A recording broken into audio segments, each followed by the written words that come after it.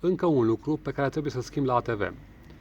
Acest prezon, la roata stânga față, și uitați și de ce.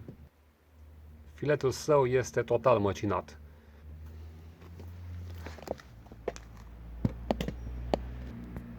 O să-l schimb cu acest prezon. Este un prezon nou. Are ștanțat pe el 10,9 și codul piesei este 0402-974.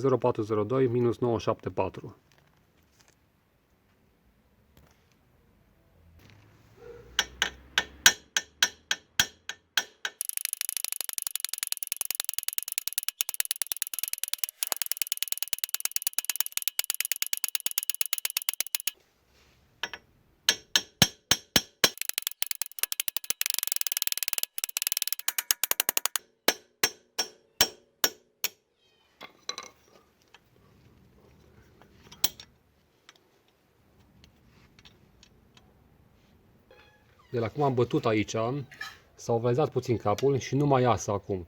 Am două opțiuni, fie să-l tai, fie să îl pilesc puțin până îi micșorez diametrul.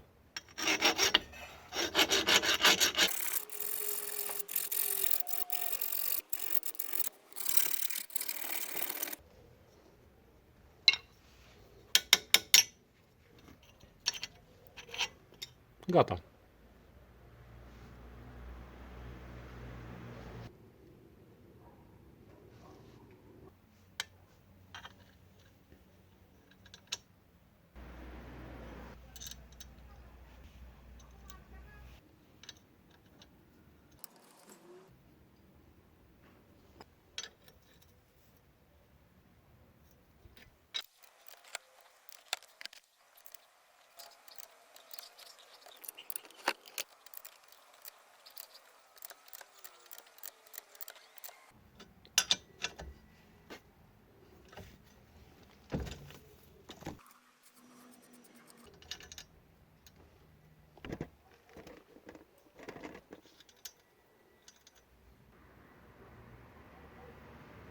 Și uite așa, asta e tot ce trebuie să faci ca să schimbi un prezon la o roată de ATV. Mulțumesc de vizionare, nu uitați să vă abonați și ne vedem data viitoare.